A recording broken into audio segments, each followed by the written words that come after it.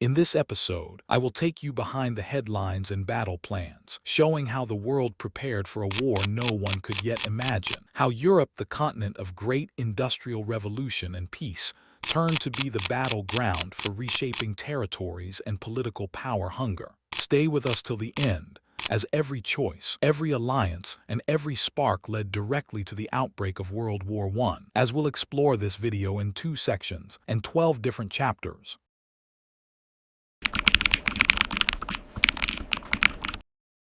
Europe in early 1914 lived in that calm and a glittering world smiling on the surface, but it was trembling underneath. The continent looked unstoppable, as grand boulevard cafes in Paris were buzzed with ideas and art. Factories in Berlin were roaring like hungry machines, forging steel, weapons, and building the dreams of dominance.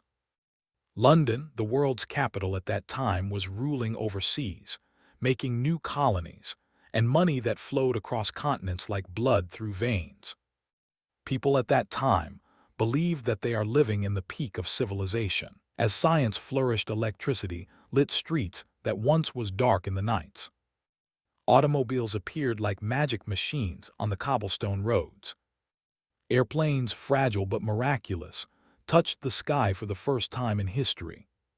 Humanity felt invincible, but history was sharpening its knife. True peace is not always silence. Peace built on fear is only the pause before collapse. And soon, everything was about to change. Behind the silence of the great empires, a new and darkest chapter in human history was about to be written.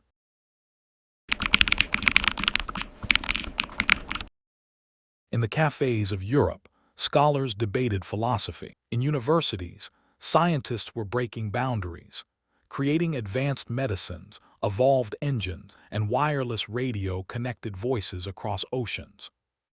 Newspapers were celebrating a golden age. Writers called it la belle époque, the beautiful era. But beneath the elegance, old ghosts was waiting. Societies looking forward with excitement, but backward with suspicion. People believed war was impossible, because they had convinced themselves they were too civilized for destruction. Every nations were promising peace, but behind the closed doors, leaders were focusing on building more armies rather than diplomacy. Kings and kaisers measured strength in steel and soldiers. Treaties meant friendship on paper, but distrust in every heart. And day by day, Europe was sleepwalking into catastrophe.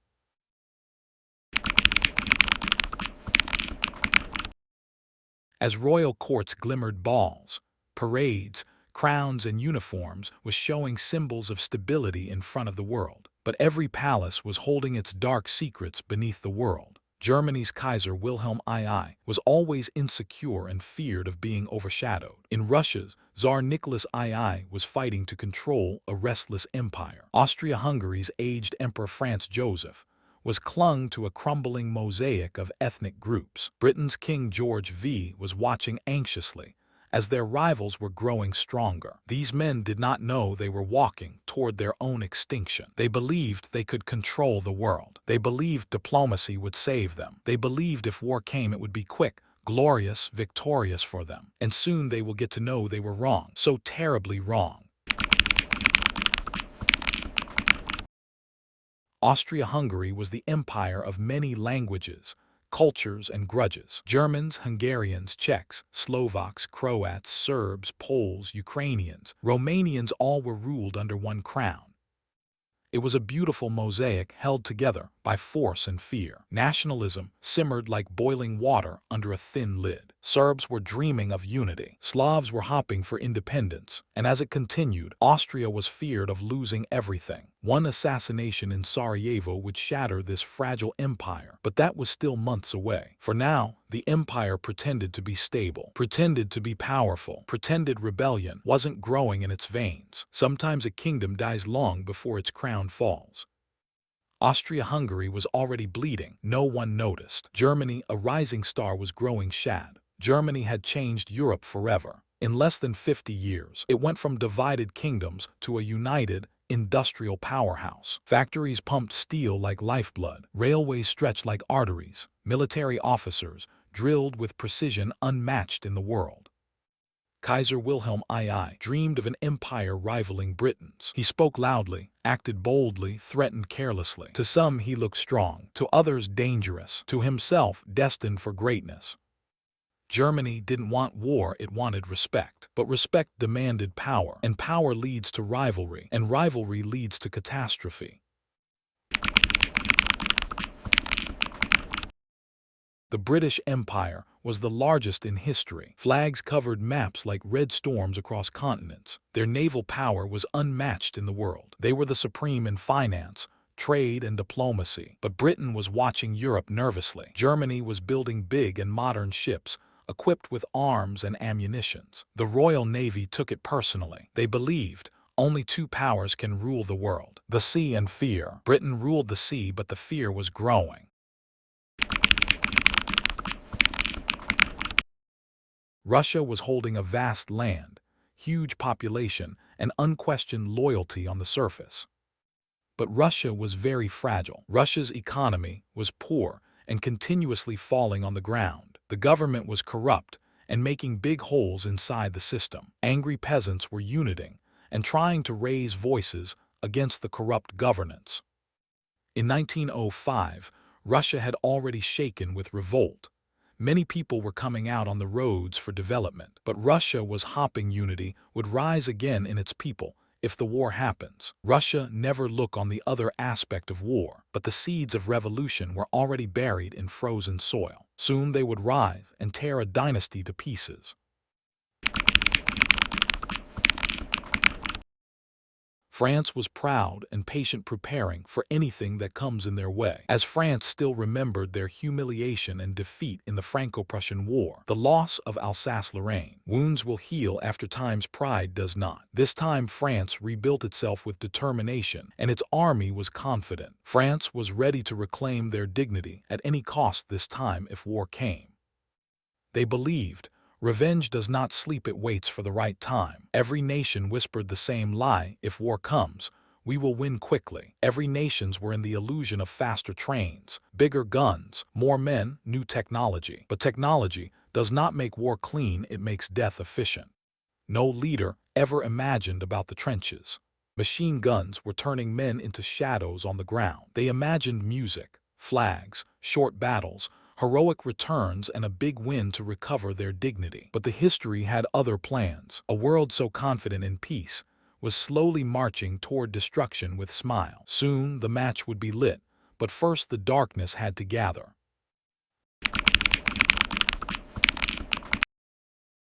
Empires rarely fall alone. They fall connected, as they get bounded by promises, pride, and fear. Europe in 1914 was not a continent of nations. It was a continent of traps and ego. No nation were trusting each other's.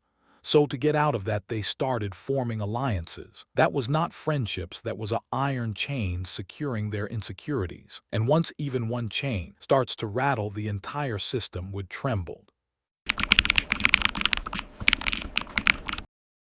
Germany, Austria-Hungary, and Italy, they came out as an alliance. It was not born out of love, but born out of necessity. Germany wanted security from rising powers, where Austria-Hungary wanted its survival, and Italy itself was lacking power and recognition in world's map. Kaiser Wilhelm II saw himself completely surrounded by France to one side and Russia to the other. He believed this alliance would protect Germany from them. Instead of protection soon, it would drag Germany into a war it could not escape. Italy, on the other hand, was unsure, opportunistic. It did not stay loyal when the storm came. It waited, watched, and changed sides when the wind favored victory. France, Russia, and Britain also signed and made triple-country alliance. 3 nations, with different dreams, united by one thing: the fear of Germany. France feared Germany's army, Russia feared Germany's industry, and Britain feared Germany's growing power in its navy. They did not embrace each other warmly, they gripped hands, because letting go meant death. In politics, enemies unite faster than friends. Where Germany built armies, Britain built ships. Where Russia trained cavalry, France dug fortifications. They prepared for a war no one wanted, and yet everyone knew was coming. Coming not today, not tomorrow but soon.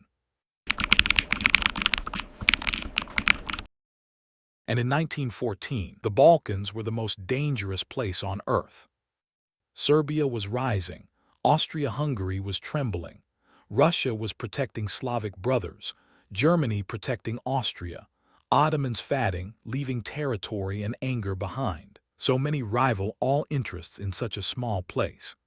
Political earthquakes begin in forgotten corners of the earth. And even one small spark in the Balkans could drag empires like anchors into the abyss. That spark was already building. It was quiet, patient, and ticking, waiting for something big to happen. At that time, public alliances were only half the truth. The truth hid behind the royal chambers. In royal chambers and smoky diplomatic rooms, leaders whispered secret vows and fake promises. If they attack you, we will come. If war begins, we will mobilize first. If you fall, we fall together. These promises were loaded guns and was placed on every desk in Europe, and the leaders were sitting smiling beside them. Nations don't sleep peacefully when promises whisper louder than peace. When the Archduke died, those treaties awoke. No nation chose war freely. They were following treaties like prisoners following chains.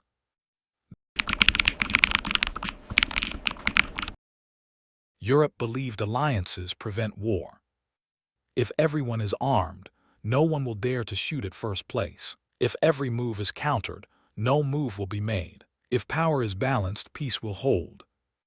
This logic made sense, but only in books, diplomacy, and in polite conversation. They did not think about another side. Alliances are not machines, they are emotions wrapped in laws, fear, pride, honor, and revenge. And fear does not prevent war, fear prepares for it. Europe in the early 1900s was not just a land of armies, it was a land of dreams, resentments, and boiling pride. Nationalism was not a whisper, it was a roar. After losing Alsace-Lorraine in 1870, humiliation was burning into every classroom map of France. It was carrying its scar and humiliation map, shaded in black, showing lost province for 44 years. Germany was a young empire hungry for land and power. Russia was mother Slavs. To Russia, defending Serbia was not politics, it was destiny, identity, and blood. Austria-Hungary was an empire cracking from inside. It held 12 ethnic groups under aging banners and tired emperors. Every corner pulled a different way. Serbia was a small country with giant dreams. In 1912 and 1913, it fought the Balkan Wars and won. Suddenly, its people believed that we are small but we are powerful. The dream was to unite all South Slavs and build a nation of Serbs. Britain at that time was the empire on which the sun never set, the navy that ruled every ocean. Italy was torn between ambition and betrayal. It wanted land from Austria. It was silently waiting for the right time and a spark to get its pride back. By July 1914, Europe's armies were massive, modern, and ready. The world had never seen such an intricate, deadly, and confident preparation for war. Nationalism had set hearts ablaze, and the arms race had armed those hearts with the tools to destroy an entire generation. All that remained was the spark, one bullet in Sarajevo that would light the fuse of the Great War. Europe had been building tension for decades. Nations were arming themselves to the teeth, armies growing by the millions, and the world brimming with pride, fear, and ambition. And yet, all of this would have remained a backdrop, a simmering cauldron of potential, if not for one fateful day in Sarajevo. The assassination of Archduke Franz Ferdinand, carried out by members of the Black Hand, was more than a single act of violence. It was the spark that lit the powder keg of Europe. The political maneuvers, the secret alliances, and the military buildup all converged into a moment that would change history forever. In episode 1 of World War series, I had explained in deep about the spark that led to World War I, explore the secretive world of the Black Hand and unravel exactly how a single bullet set the stage for the great destruction of World War I, a conflict that would claim millions of lives and reshape the world. Don't miss it out. Watch episode 1 now and discover the true explanation behind the how a single bullet started the Great War that took the lives of millions of people. And also, don't forget to subscribe for more videos.